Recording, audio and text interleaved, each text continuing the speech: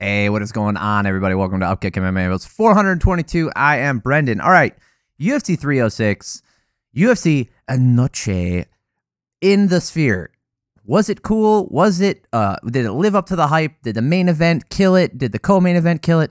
Spoiler alert, no, it didn't. But the rest of the fights were bangers. It was a lot of fun. We're going to talk about the main card here. We're going to break all the fights down, go through them round by round. Before we get started, if you like this kind of thing, subscribe to the channel. That way you know when the next video is coming out. And then if you do like the video, hit the like button. I'd appreciate that. All right, let's get into the fights. Real quick. Top of the video, I said that I would start doing this. Do I think that this event is worth spending money on and watching after the fact? God, it is such a difficult... It is so difficult for me to say yes, because $70 is so much to put out there to watch something that already happens. Like, you're paying for the live event type of deal, like, and then you want to pay for it to watch afterwards. It comes close. I tell you, if the co-main and the main event were some of the best fights I've ever seen, then I would say absolutely go for it. It was not the case. I still think it's worth waiting the month or so, whatever, if you really just want to watch these. With the legality on ESPN Plus when they roll around, so, or UFC Fight Pass, whichever it may be. That being said, the prelims were worth watching. We'll talk about that in the next video. So let's talk about the first fight here, or the last fight of the night, the main event. Merab Dvalishvili taking on Sean O'Malley. Now, if viewers of the channel will know, I am a huge fan of Merab. I think that he's well overdue for a title shot. I think he's gone the hard way, and because he is not just best friends, but basically family members with Aljamain Sterling for reasons that I've already laid out. And if you have any complications with that, put them down in the comments below. We'll talk back and forth. But he should have been the champ a long time ago. He really should have. He should have been the champion while Aljo is the champ. He should still be the champion. I don't think, based off what I saw here, that the first Sean O'Malley, or the Sean O'Malley from 2 years ago or a year and a half ago, would have beaten Merab at the time. I still don't think so. The way this fight played out, it was less activity than I'm used to from Merab. But overall, if you had to look at the synopsis, right, if you had to take the big picture, and if you're going to look at, like, what happened in this fight, it kind of went the way we all expected, right? Merab just with that nonstop pressure. Although O'Malley did have his moments and he was able to keep the pressure off, and because of his striking prowess, his precision, his timing, he was able to give Merab pause at many moments in this fight. So early on, O'Malley was looking to take the center. Merab is circling and pointing to the outside of the cage and yelling. It turns out he was yelling at O'Malley's corner, right? He was yelling at who? I wrote the name down, but they had to stop Tim Welsh. Herb Dean had to stop the fight and tell him, like, let me do my job, you do yours. And then Herb yells at O'Malley's corner and tells him, like, hey, that's enough. This is your warning. So apparently you're not allowed to talk to the opposing fighter. They brought this up in the next round. There is a rule called excessive coaching.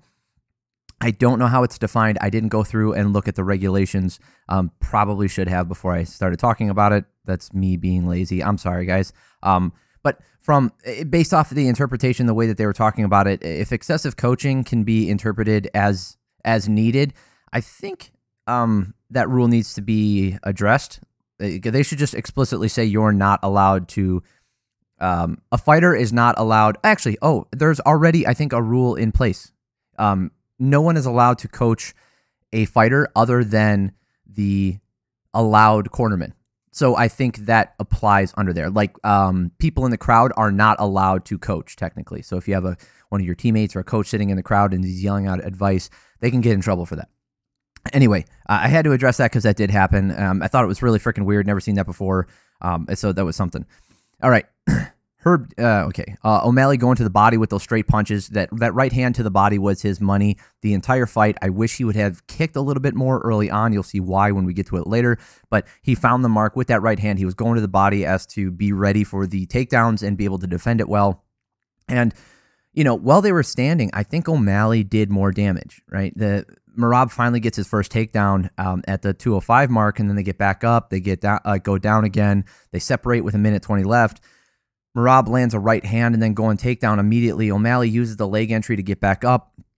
Merab actually gets on the front headlock in the position. He only had 1 minute and 20 seconds of control time in this first round, so it wasn't as significant as you think. And here's the thing, the striking numbers were relatively close. If Sean O'Malley had done a little bit more damage on the feet, I think this first round could go to O'Malley. I think Merab did a good job of putting enough damage out there with his control and his takedowns to take this round. I mean, I don't think that's a controversial take. What I'm saying is, like, it's closer than it looks on paper, right? The 16-14 in favor of Merab. You're like, oh, that was that should be a close round. But then you look at control time, like, oh man. But if O'Malley had landed one big shot, two big shots in here, and maybe even with those takedowns, I think O'Malley could have taken this first round. Second round, not nearly as close. Merab's movement has given O'Malley issues. He's able to find regular success even though he's able to find regular success of the body, Merab just gets the takedown. O'Malley grabs the inside of the glove. I forgot this happened. He grabbed the inside of the glove, and then Herb separates them and then puts Merab back on top. First of all, thank you, Herb, for doing this. Second of all, why didn't you take a point? Why didn't you take a point? There's no warnings for this shit. Stop it. We've had titles change hand because of glove grabs. We had last week a glove grab directly leading to an armbar attempt and the finish via armbar. Like, this is fucking ridiculous. Punish people for these things. Start taking points away.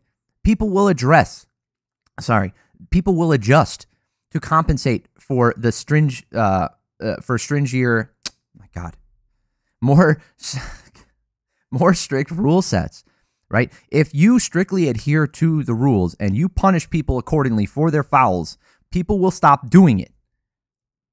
Right now, they foul with impunity because there's no consequences. So they get a talking to. Who gives a shit?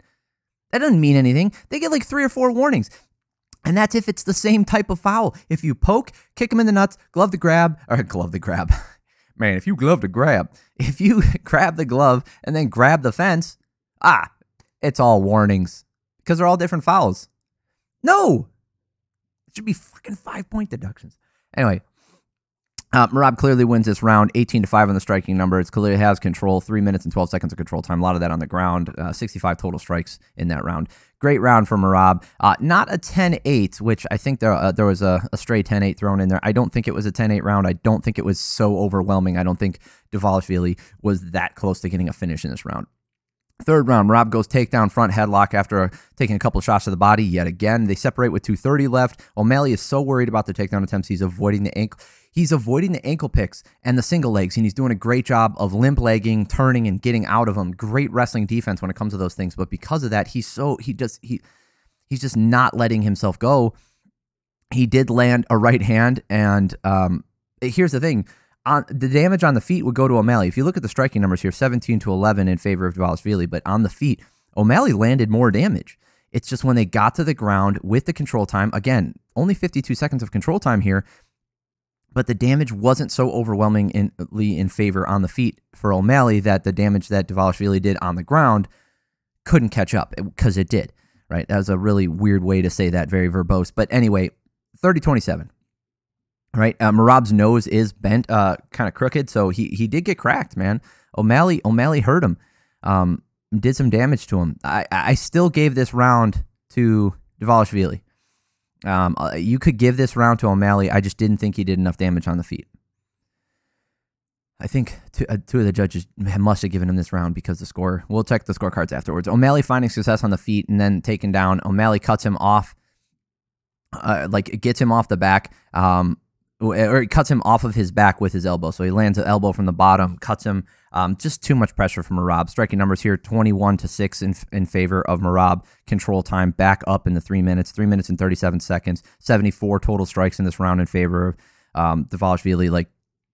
He clearly wins this round. Last round, this is where it got interesting. And I wish that, hindsight's 20/20, and I'm not in the cage. So, it is what it is. I'm just saying, O'Malley hurts Merab with a stabbing kick to the body. Merab is literally on his bicycle, running away this entire round. There is no control. This minute of control time for Dvalishvili is nothing. The striking numbers were 11-10 in favor of O'Malley. Those 10 that came from Merab were nothing. This was all O'Malley, and had he done this in literally one other round, Like, other than the third, like, if he did this in the first round, the second round, the fourth round, anything, he could have won this fight. This fight was much closer than it looked on paper, and as far as control time afterwards, it was so close. The overall scorecards, again, we'll get to them. I had Merab was literally running away, and this was O'Malley's round, but it's still only 49-47, too little, too late. And despite the performance, like people not being happy with it, saying it's a boring fight, I agree. I don't think it was the most interesting or compelling matchup. That being said, you gotta love Merab. The dude he does go, and he just beats everyone. He doesn't have a legitimate loss in the UFC. The guy is fantastic. Should have been the champ a long time ago. All right, let's look at the scorecards here.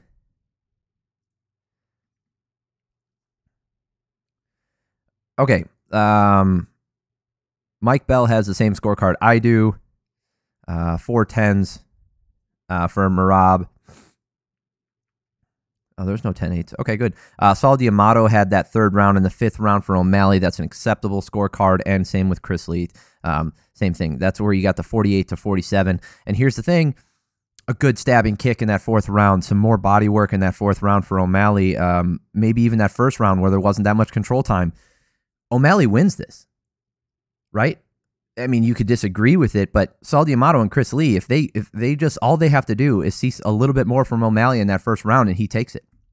Seriously, that's how close it was. This was not an overwhelming beatdown. It wasn't something crazy. That was a good win for Merab, no joke, but I think that it's a lot closer than what I think people are giving him credit for. Now, where are the scorecards for...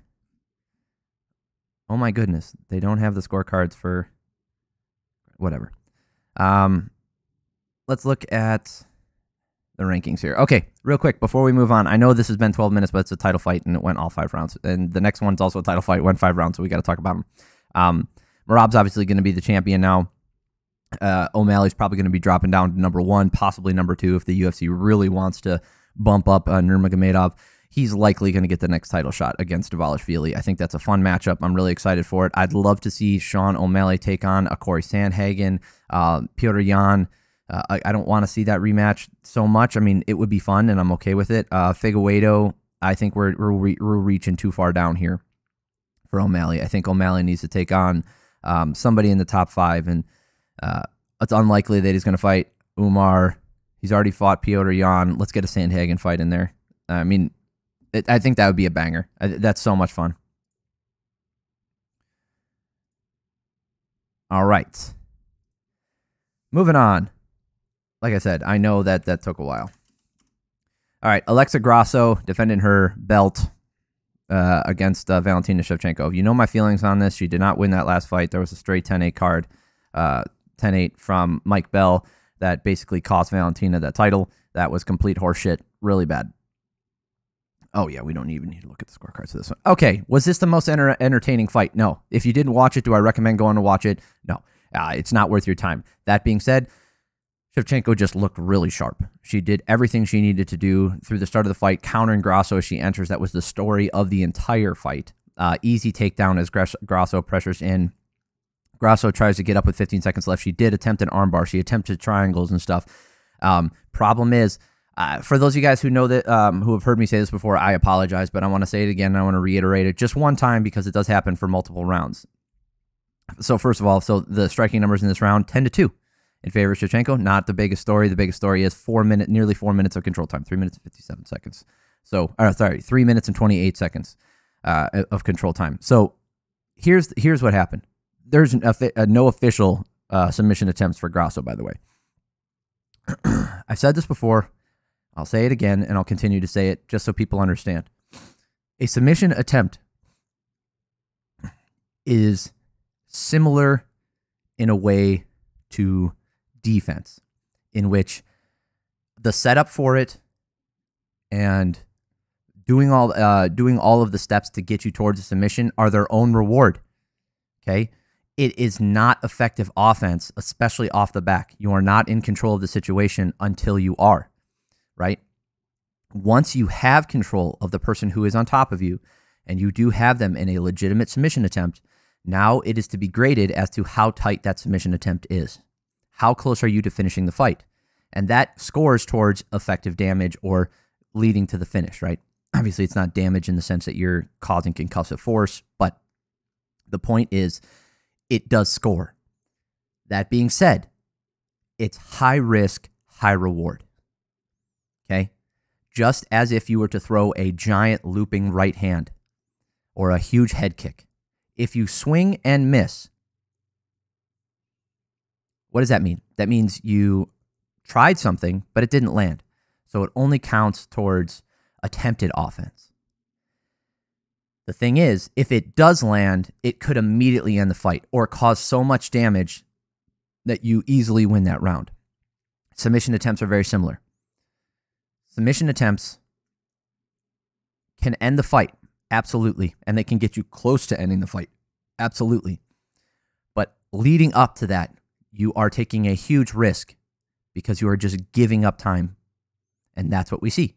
So that's why I always say you got to throw some damage out there as that submission attempt is in place, because if you're throwing damage and you're attempting the submission, you're scoring while on your way to try and finish the fight.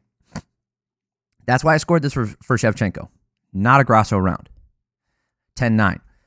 Second round here. Grasso out of range, not able to land with anything as Shevchenko counters when she moves in. Every time Grasso would enter, Shevchenko would find the mark, and then Grasso would back out of range. Not able to sustain offense at all. She gets another takedown because of this. They get back up with 90 seconds left, but then they're right back down. Grasso attempts a reverse triangle, but there's nothing there. It was not tight.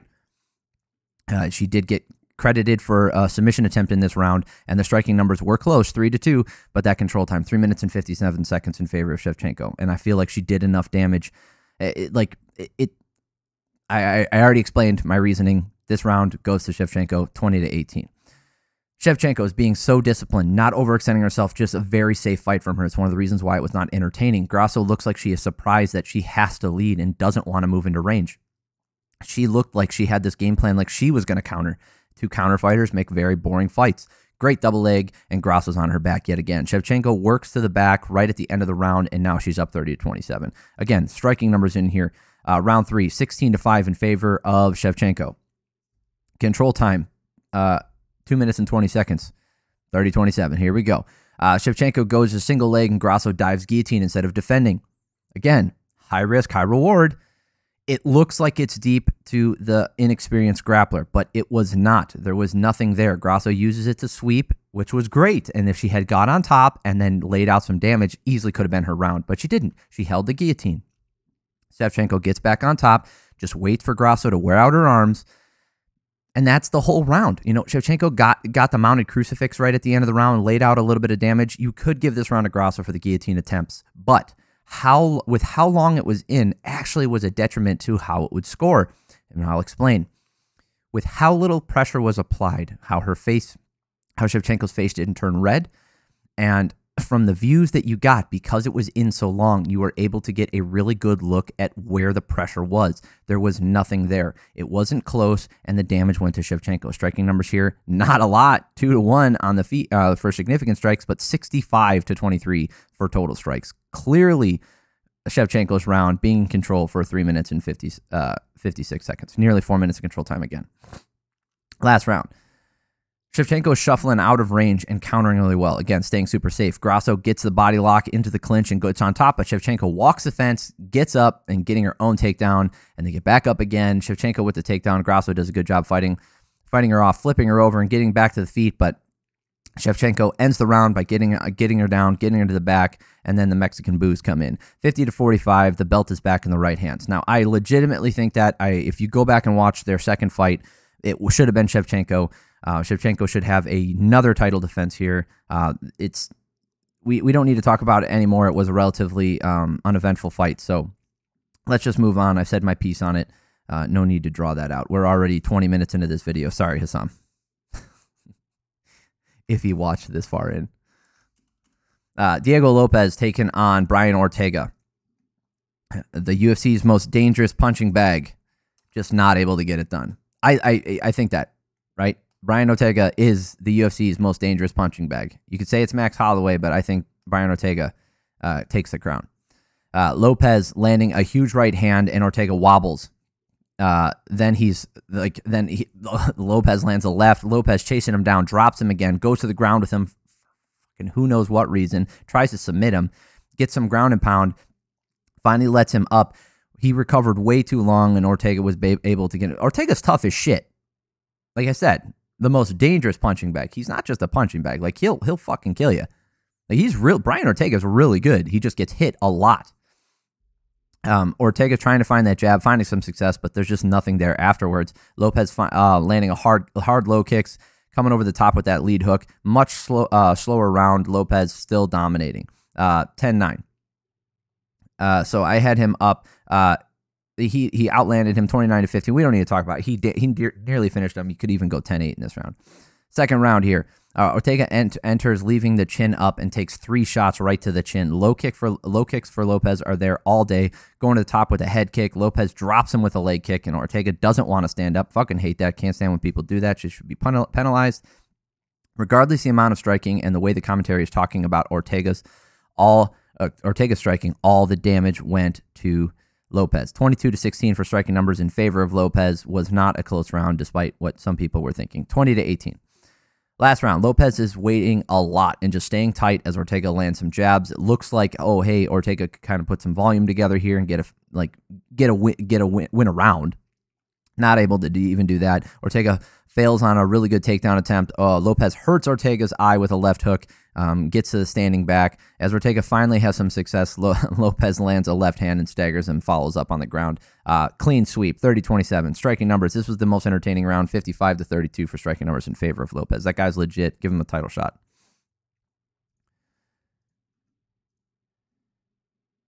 Oh, good grief. We got 2 more fights. Sorry, guys. I'm working on it. Esteban Ribovics versus Daniel Zellhuber. Daniel Zellhuber, not Danielle. Good grief.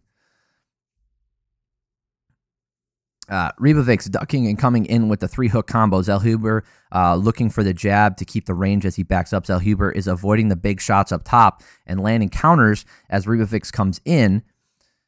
But Ribovics lands a stiff left hand that staggers him for a second. Really close round, but I feel like Ribovics landed some bigger shots throughout, even though the striking numbers are close. Looking at the striking numbers, Zellhuber actually outstruck him 27-24. But like I said, I think Ribovics landed the harder strikes. Now, if you look at the head strikes, that might sway you towards Zellhuber. A lot of those were jabs. They were not as hard as some of the stuff that Ribovics was landing. 13-7 is in favor of Zellhuber for the headshots. I still think Ribovics won. If you gave this to Zellhuber, totally understand. This was a very close fight. This was fight of the night. Zellhuber starting the round with heavy pressure, giving Ribovics issues, using that jab and step-in knee to counter, going up top with the wider hooks now. Zellhuber finding his range. Every exchange is so clean, and the landing rate is so damn close. I think Ribovics is still landing slightly harder because when he's getting hit, he's rolling with the shots that Zellhuber's throwing at him, and he's able to land back with something that lands what I think is a little bit stiffer shot. Another super close round with the damage seeming to go to Ribovics again. It literally could be 20-18 either way. And again, Zellhuber outlanded him here, 51-40. More significant differential here. I still leaned towards Ribovics. It was so damn close. Really close. Last round. Finally, somebody drops. Zellhuber landing a right hand, and Ribovics goes down. And you're like, okay, Zellhuber's finding his mark. He's going to do this. Here's the thing. Zellhuber was warned multiple times, probably about 1,000, during this fight about his fingers being extended when he reaches out. He pokes Ribovics with his thumb, and there's no punishment. He just gets warned again. He was warned multiple times before the poke happened, and then he was warned immediately afterwards. Again, no point deduction. What does someone have to do if you're warned 6 times about doing something and then you do that thing? It should just be a point deduction. Why the fuck are we playing around? And then, like, the commentary team's like, oh, you know, Herb Dean doesn't want to get involved in here. I think it was, oh, no, Jason Herzog. Jason Herzog doesn't want to get involved in here, doesn't want to take a point. Dude, why? Why is that a good thing? That's his fucking job. Do it. Huge right hand from Ribovics, and Zellhuber gets wobbly on the fence. He's literally running away. You could give this round a 10-8. Should be a 10-7 for the point deduction, honestly. I had it 30-26 for Ribovics. If you had it 29, it could be 28-28. Could be 29-28 in favor of Zellhuber. This last round was definitely Ribovics' round. I really can't believe they gave it to him, though. I thought maybe they were trying to set up plausible deniability in case Grasso got a close decision again. So they're like, well, look, we didn't give all the Mexican fighters the wins. So I don't know. That's my conspiracy mind. But really quick, let's look at the scorecards because I'm curious. Okay, so the rounds. Eric Colon gave that first round to Zellhuber. Totally understand. Totally acceptable. Ribovics getting the second and the third round on his card. Saul D'Amato gave the first 2 rounds to Zellhuber. Understandable. Understand. I totally get it. He had it 29-28 in favor of Zellhuber. Totally fine. Totally fine. And then Chris Lee giving that first round and the last round to Ribovics. Good scorecards. Really could go no wrong unless you gave that last round to Zellhuber. That would be the only egregious scorecard. So all of those are good. Close fight. Zellhuber still looks really great. I still think he's going to be a great fighter. I mean, he already is a great fighter. I think he can have an outstanding career. All right, let's talk about the first fight on the main card here. Odi Osbourne taking on Ronaldo Rodriguez. Okay, this fight started out really exciting and then got not so exciting. Osbourne finding the mark with the 1-2 right away, and Osbourne puts him out. Go watch the interaction. He put him out. Gets on top of him, puts him out with a right hand on the ground, or lands one, puts him out, and then lands another shot, and Rodriguez wakes up. Here's the problem. He was able to hold on to him. Rodriguez finds his way out after taking nasty... Oh, yeah, and then Osbourne goes triangle, and a really tight triangle, and then starts landing nasty elbows from that position. Rodriguez survives all that and stays on top and manages to make it out of the round. Obviously, this is Osbourne's round, 18-6. You could give him a 10-8 round for this. He was so close to finishing this round. But yeah, look at this. Look at they say control time, 4 minutes and 14 seconds for Rodriguez. That's absolutely ridiculous. I don't know how you consider that control time. Anyway, if you gave this round a 10-8, it does make this fight more interesting, but I didn't. I gave it a 10-9 for Osbourne. So here's the thing. Real quick, I'll make a quick aside here and then we'll move on. Again, sorry about the length of the video. So the walk-off KO. I've said my piece on it. So I'll just say, if Osbourne had tried the walk-off KO here, where he literally throws one, knocks him down, and then follows up and then walks away, or does that first one and walks away, he could have got a finish here. And we're not talking about the rest of this fight. Second round, Rodriguez goes takedown. Odi catches him in a guillotine fight, but he figures his way out of that one. Gets to the back and the mount. Lots of control time for him. Not a ton of significant strikes. 19-6. That's clearly his round. So 19-19. I would not give him. There was no submission attempts. There was not that much damage. This is not a 10-8 round just because he had control time for 4 minutes and 10 seconds. Because if this was a 10-8 round, then any one of Shevchenko's could be a 10-8 round. Osbourne kicking the legs, using that jab, staying fast. Rodriguez with the pressure, swinging, big overhands right, just not landing. Big spinning wheel kick, nothing there. Osbourne gets a takedown, but then they get up and Rodriguez defends, ends up on the front headlock. Damage goes to... I had damage going to Osbourne. And if you look at the striking numbers here, 13-10 in favor of Osbourne. Total strikes, 19-14 in favor of Osbourne. This might be controversial. I had Osbourne winning this fight. There was not that much control time. 50 seconds of control time to 37 seconds of control time. There was no submission attempts. Do you think Rodriguez did enough damage while he was on the feet to outweigh the damage that Osbourne did? No. So why are they giving him this round? So, looking at the scorecards here. First round. All three judges gave it a 10-9, not a 10-8. Weird, but okay. Second round. Adelaide Bird and Ron McCarthy gave Ronaldo Rodriguez a 10-8. What the fuck is this? You think Rodriguez was closer to finishing the fight in the second round, or did more damage in the second round, or was so much more dominant in the second round than Osbourne was in the first round by nearly finishing him twice? No. You should have your judging privileges revoked. Oddly enough, Janitra Camijo is the sane one here, giving Rodriguez the 10-9. Totally understandable. Last round here. All three judges are completely blind. These are fucking horrible judges, by the way. Adelaide Bird, known for being a fuck-up. Janitra Camijo, absolutely known for being a fuck-up, and he judges a lot more fights. Ron McCarthy, not a good judge either. And they're basic-ass bitches, so they see somebody on top at the end of the fight, and they think, that guy won. So, 229-27 cards, get the fuck out of here. Get the fuck out of here. That's awful. A horrible scorecard. Now, if you gave Janitra Camijo's scorecard is defensible, right? Given that last round of 10-9 to Rodriguez, if you want to say it was a close round and you thought that, I still don't see it, but if you thought that he did more or whatever, fine. But a 10-8 in that second round absolutely blows out the possibility of Osbourne even fucking winning this fight outside of a finish, because that last round just makes it a draw. It's total bullshit. Total bullshit. Bad scorecards. Bad scorecards. All right. That's it for the video. Thank you guys for hanging in here. I know it was a longer one. Please subscribe to the channel if you do like this thing. That way the next video is coming out. I'll cover the prelims in the next video. If you liked it, hit the like button. I'd appreciate that too. Really, thank you guys so much. I'm glad to be back doing this again. I love breaking down fights. So if you want to talk about it, drop some comments in the comments below and I'll respond to all of them. Later. Have an amazing week. Peace. Love you.